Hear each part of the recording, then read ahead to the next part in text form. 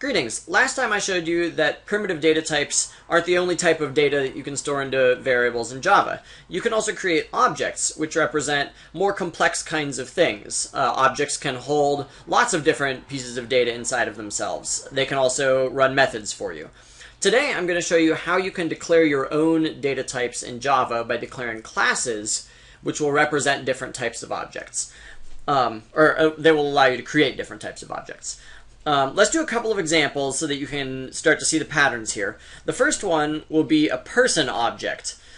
We might use this if we were creating a video game, or if you were going to keep track of members of a club, or a class, or personnel in a company.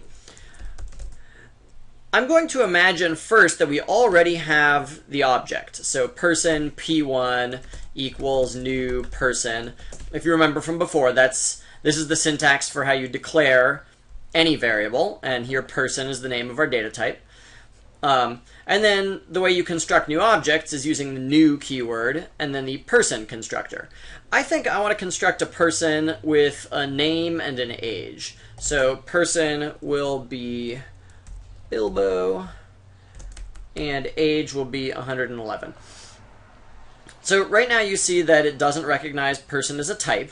That's because we're just about to create it as a new data type. It doesn't exist yet. So let me show you how to do that. Here inside your project, you can right-click and say New Class. You should name your class the same name as the data type you want it to be. So in my case, that's person. Okay, there's three important parts of every class. The first is what's called instance variables. They're also called fields. These are the variables that you want every single instance of your object to have. So when I think of a person, what pieces of information do I want to represent my person with? In my case, right now, it's just a name and an age. So I think I'll say string name int age. So now every single person I create will have these two variables. I can add more later if I'd like. The second thing I need to do is I need to make the constructor. If you remember, this is the method that lets you actually build a new person object. I'm going to tell you more about the constructor in a minute, but right now it's a method whose name has to be the same as your class name, and it just has a blank space where the return type would ordinarily be. So it's not void. It's not int or double or any other data type. You just leave it blank. That's part of the way that the JVM knows that this is the constructor for person. Okay, and then the last thing are methods. These are the methods that your person will be able to respond to. They represent the behaviors that a person should have. We'll fill those in later as well. Okay, so right now, so notice a couple of things. First, this has now stopped being a compile time error. The reason why is because it recognizes person as a class. It recognizes it as a data type. This constructor is still a problem, though, and it says the constructor person string int is undefined. So here I'm trying to run the constructor with two inputs, a string and an int as input. And here my constructor doesn't have any inputs. So my constructor needs to match, my constructor needs to be able to accept the inputs that I want it to have when I'm using it. So let's have string n int a. And I can, so now the string Bilbo is going to get assigned to n, and the string, and the int 111 is going to get assigned to a.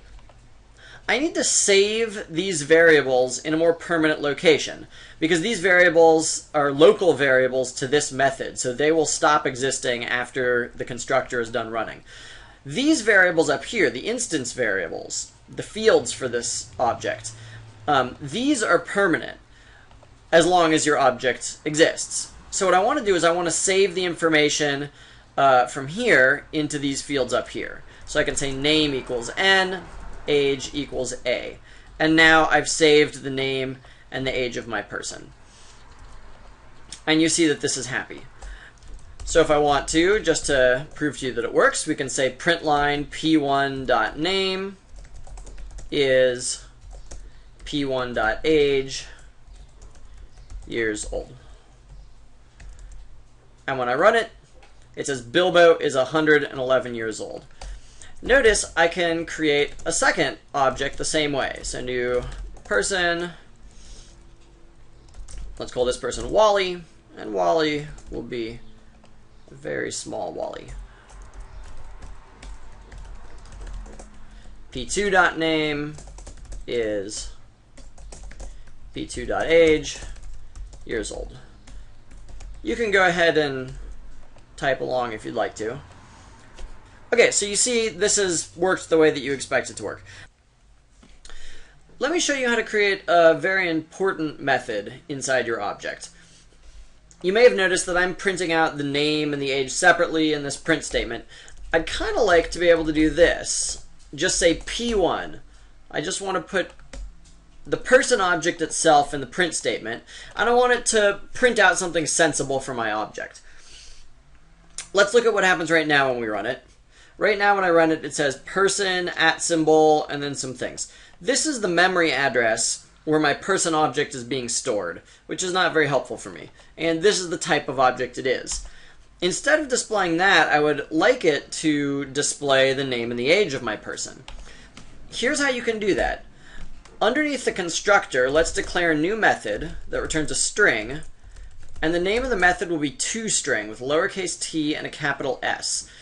This is a special built-in method that will get called automatically whenever you try and print your object. Right now, as an example, let's just print, hello, I'm a person. So actually we're not printing it, we're returning it. And when I run it, you see that system.out.println will actually display the string that my toString method returns. The idea is the toString method is being implicitly called here. When I put P1 inside the print statement, implicitly it's actually doing P1.toString. And so then, because this returns a string, the print statement is going to display that string. You can use this to make objects display the information that's relevant to that object. So here it's a little bit silly just to say, hello, I'm a person, because that would be the same no matter what person it was. Instead, I think I want to return a string consisting of that particular person's name,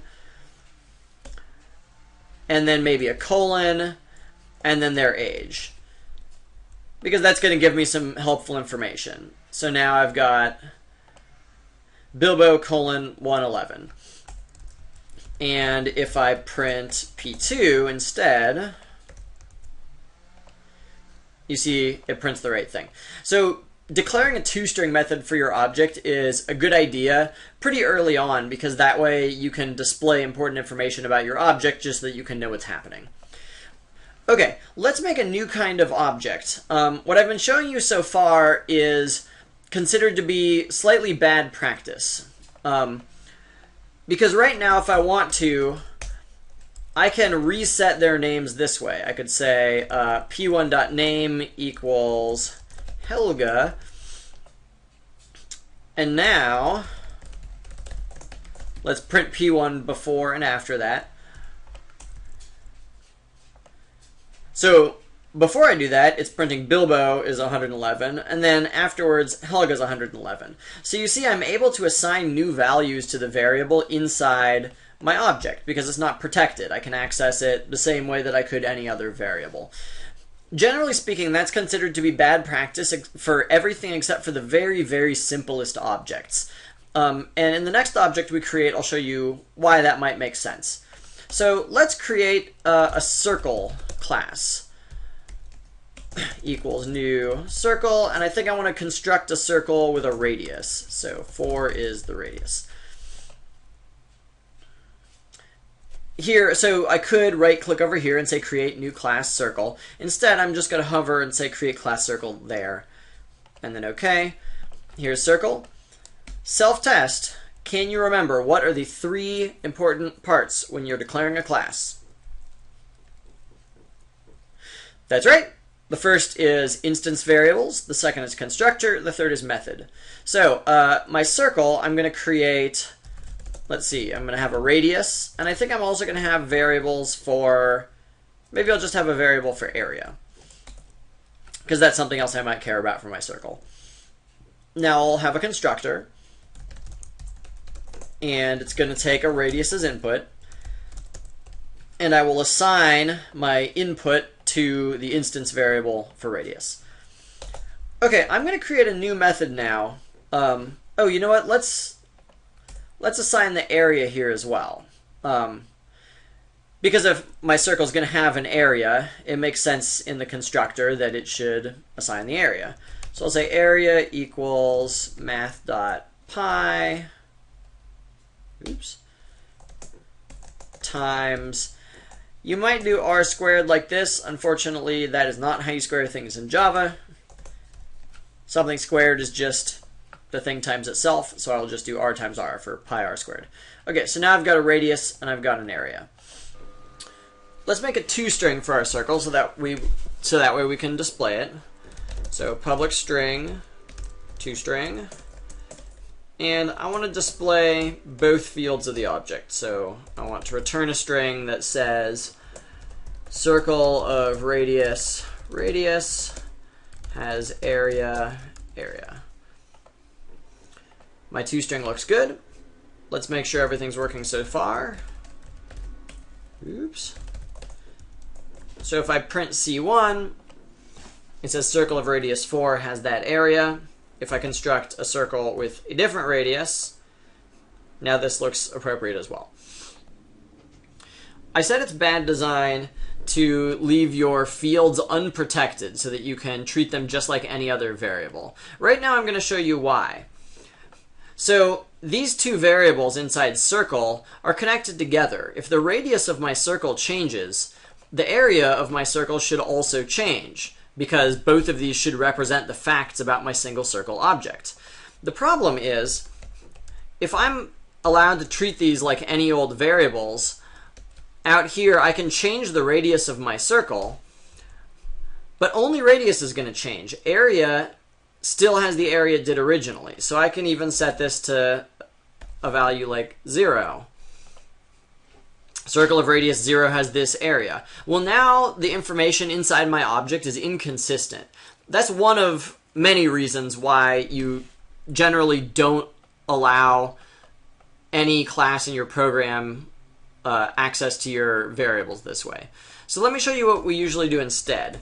Usually, you would write private here to indicate that radius and area are only accessible within this circle class. Now if I try and do this, c1.radius equals 4, it says that the field circle.radius is not visible. And that just means that we're not allowed to access it because it's private to the circle class. Okay, well, that's at least eradicated the possible danger that I could change my object's information to become inconsistent. But what if I want to be able to change my circle object? What if I want to make my circle grow or shrink? I need some way of changing these variables in a safe way. The way that you do that is through what are called getter and setter methods. Getter methods are a way of asking your object to tell you the values for its fields. Setter methods are a way to tell the object to change the value of its fields. For example, I could do this. I could say c1.getRadius. That's me asking C1 to give me its radius. Right now I haven't created this method yet, so let's create the method. Oh, so let this be a warning to you. The IDE does not always guess the correct thing. So here, getRadius is returning a char array. My radius is not a char array. That's definitely not what I want to be returning. My radius is a double, so I want to return double. And now I'll just say return radius. So now, if I want to be able to get the radius, 10, there we go. And the reason I might want to get it rather than just display it is if I wanted to do some math with it. So here I can say c1.getRadius and store it inside rad, and now I can do whatever calculations I might need to do with rad without actually displaying it to the console. So that's called a getter method. Why don't right now you write a getter method for area? Okay, I'm going to assume you've done that. Let's write a setter method. A setter method is a way for me to set a variable. So I might be able to say this, c1.setRadius, and I'm going to set it to be a new radius, like 3. So same problem as before, I haven't actually created this method yet. So if I want circles to be able to run this method, I have to create the method inside the circle class. And what I want this to do is I want this to reset my radius. This is the input to the setRadius method. So I want to take that new radius and assign it to radius. If I just left it like this, I'd have the same problem as before, where I changed the radius, but the area didn't update.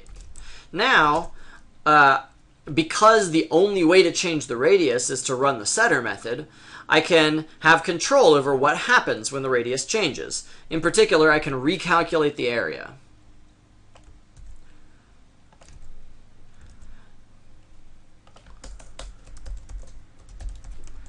So now, when I reset the radius, I also reset the area at the same time. So let's verify that this is working. So I'm going to print C1, then I'm going to change the radius, then I'm going to print C1 again.